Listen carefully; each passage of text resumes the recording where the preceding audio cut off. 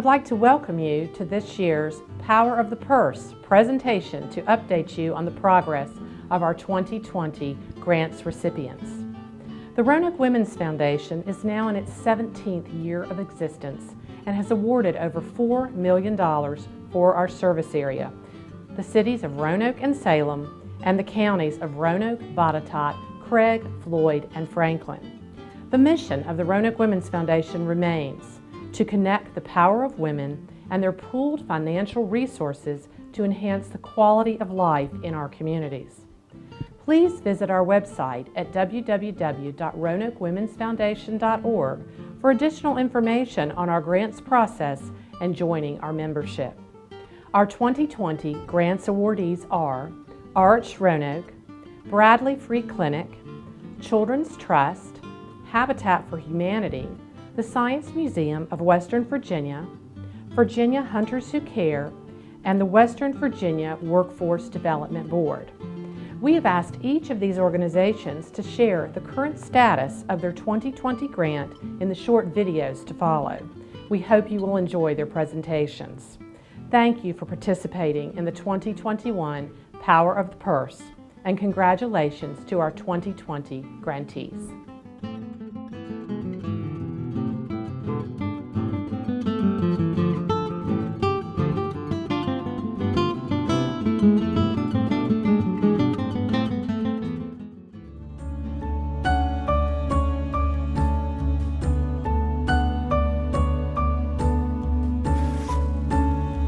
Hi, I'm Judy Jacobson, and I'm a CASA supervisor with Children's Trust. And I just want to take this opportunity to thank you so much for your generous funding.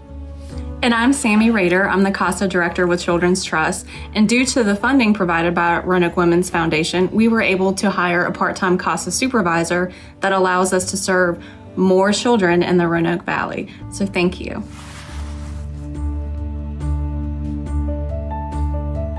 Hi, I'm Christina Hatch, Executive Director for Children's Trust. I want to thank the Roanoke Women's Foundation and the Power of the Purse.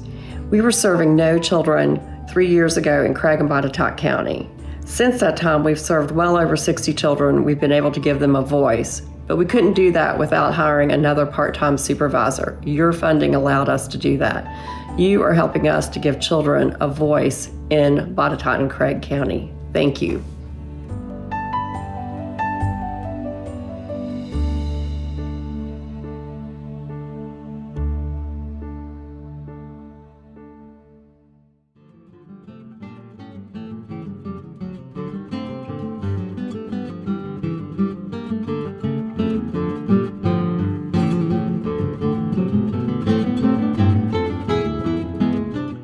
Hello, my name is Gary Arrington. I'm the director of the Virginia Hunters Who Care Incorporated program, aka Hunters for the Hungry.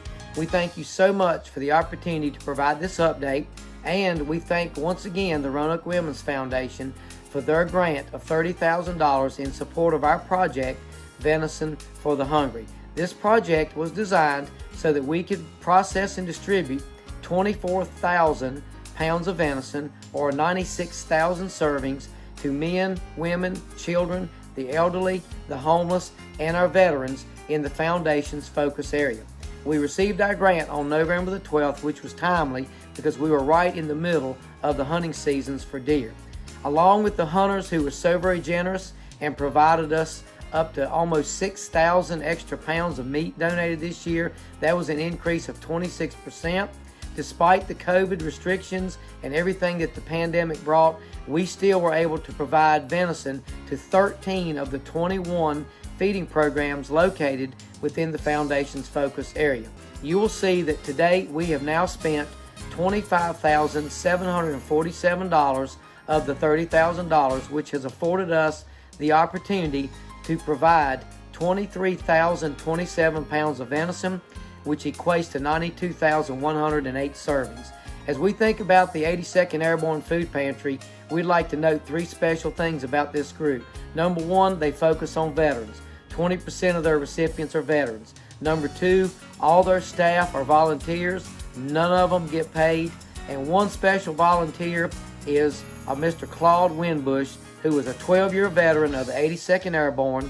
He's not only a recipient of the benefits there at the feeding program, but he also works there and volunteers his time 5 days a week. So you can see what a huge blessing that your grant has been in helping us to reach out and touch lives. Thank you.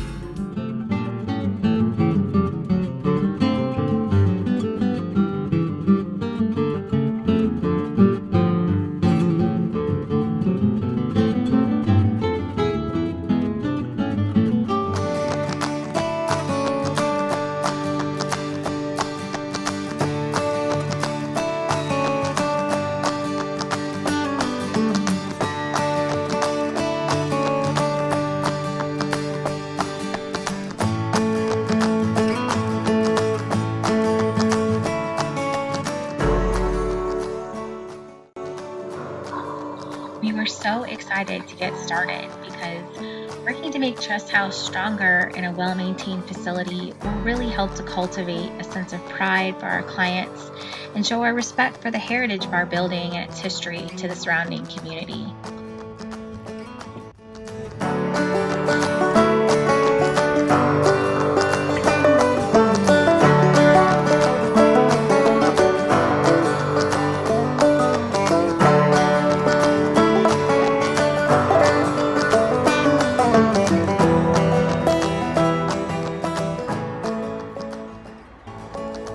As you can see, the porch is coming along.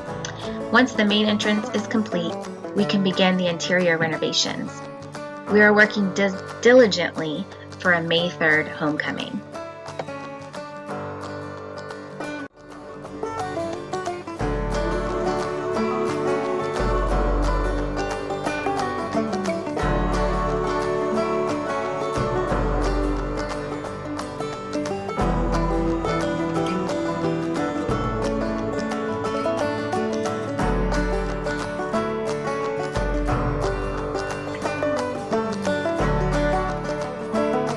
We'd like to thank some of our community partners that made this project possible, including Building Specialists, the City of Roanoke, and the Roanoke Women's Foundation.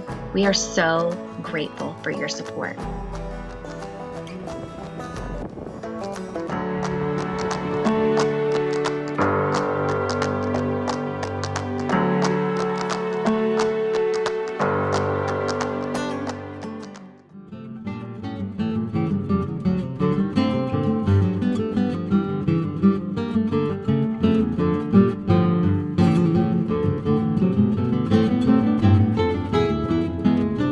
Welcome to the Hopkins Planetarium, as it exists before construction begins on the I.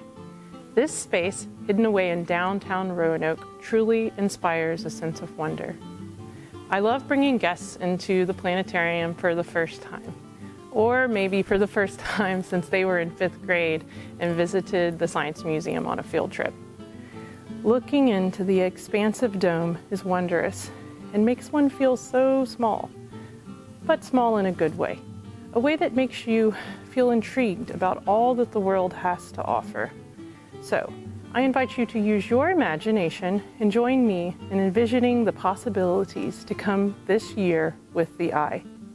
Students will be able to explore our universe from distant galaxies to the ecosystems of the ocean floor, peer into DNA structures, and become immersed in up-to-the-minute research done at local institutions such as Virginia Tech and Virginia Tech Carilion.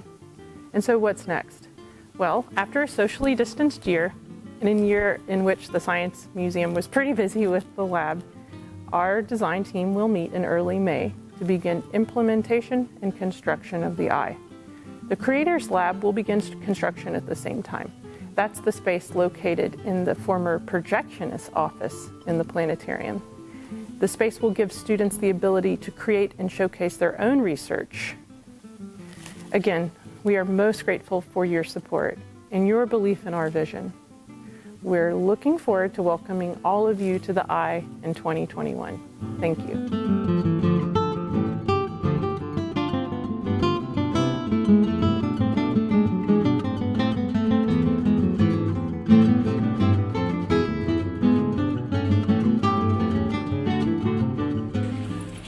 Man, I love shopping the Restore, but it's just too cold in here. Man, I love shopping the Restore. I could stay up here all day long. Thank you, Roanoke Women's Foundation! Hi, I'm Joe Tusserone. I'm the Restore Director here at Habitat for Humanity in the Roanoke Valley. On behalf of all of us here at the organization, I just want to express our sincere thank you to the Roanoke Women's Foundation for this generous grant. With this grant, we were able to replace our HVAC units, large commercial units in our Restore, which was sorely needed. We had 5 units that were running the Restore, and at any given time we were lucky to have 1 or maybe 2. It was kind of one of those things when you came in each day, you really didn't know what you were going to get. So it was awful cold in the winter and awful hot in the summer. So now, since the units were replaced in January, we're a lot more comfortable. We've had several comments from volunteers and customers. So in turn, we've seen increases in sales. We've seen increases in volunteerism. And we're really excited about the additional funding that we believe that we can produce out of that Restore to build more homes for families right here in the Roanoke Valley. So again, thank you for this generous grant.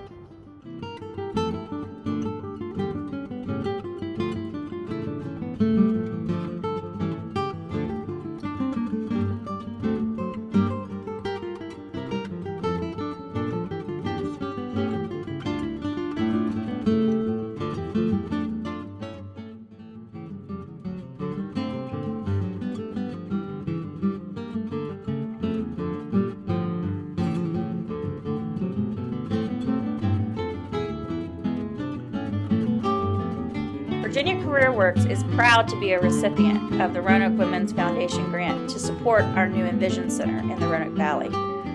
The Roanoke Center is currently operational off of Thurlane Road, and we're excited to be able to expand our services to the Envision Center location in the Old Melrose Library.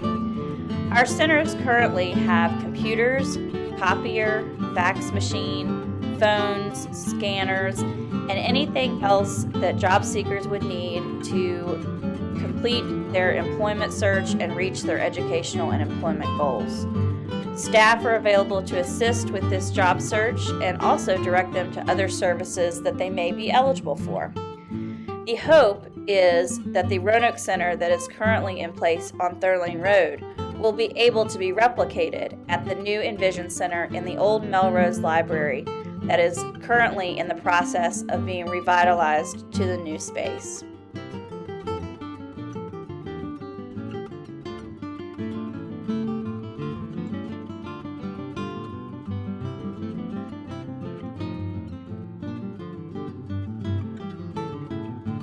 Currently, the Envision Center is open in the Lansdowne residence off of Salem Turnpike Road.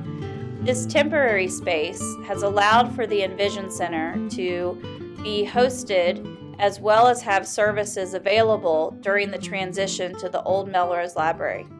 This space currently has computers and internet available to job seekers as well as staff. The new center, which is right across the street from the current center space, is looking to be revitalized by providing exterior and interior modifications that will allow us to be accessible and utilized by many individuals that live in the region. This center will, and along with the Women's Foundation funding that has been provided, will have computers, smartboard, internet access, telehealth possibilities, counseling services, financial services, and more to try to help the community and meet the needs of the region.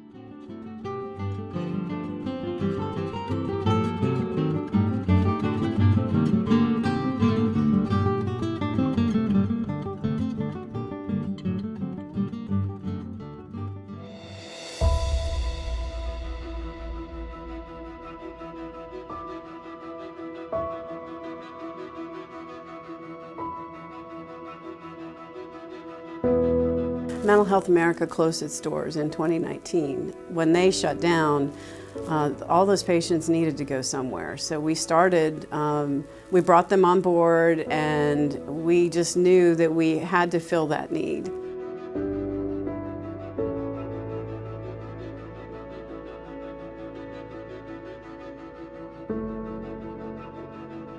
In this time of COVID, the frustration and the difficulties have been hard. Everything from the isolation that people have felt to sometimes the lack of isolation and too much togetherness on top of each other and not being able to get a break. From all different aspects, I think that people have found that emotions are affecting their life.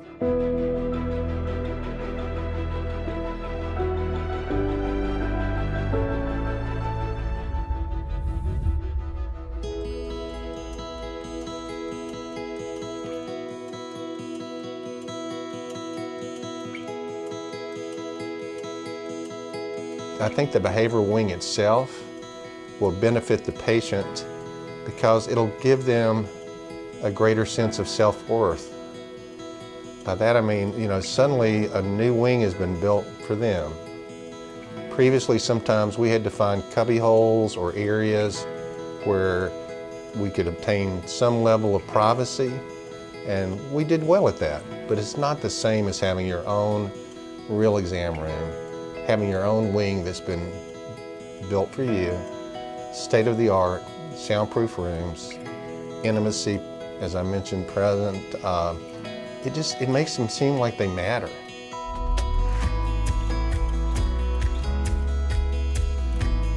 The new behavioral health wing, the Robertson Behavioral Health Wing, kind of completes us. It validates that we are a medical home. Behavioral health patients have their own wing. They have their own counseling rooms. They're not sitting in an exam room to get counseling services. It validates the individual for the service that we're providing, the behavioral health service, but it also validates the clinic for being that complete medical home for our patients. The whole point is to be able to provide a really good quality of life, the best quality of life we can have for these folks. But there's simply never going to be a replacement for that face-to-face personal contact.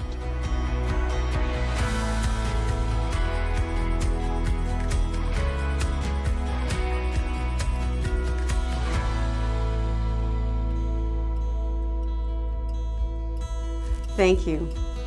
Thank you. Thank you so much. Hi, I'm Kathy Stockberger, RWF Board President. Thank you for joining us for this year's Power of the Purse event. While we regret that this year's event could not be live, I hope you enjoyed watching the recorded presentations. These videos reflect the significant impact that collective giving makes in our community. This year's grantees have transformed funds into action and positive change. If you're watching this and not already a member of RWF, please visit our website or talk to a member to learn more about us. It is only through our membership that we are able to provide grants to nonprofit organizations addressing community needs and working together to create positive change. We would love to have you. Our memberships are due June 30th and instructions are on our website. Thank you for joining us.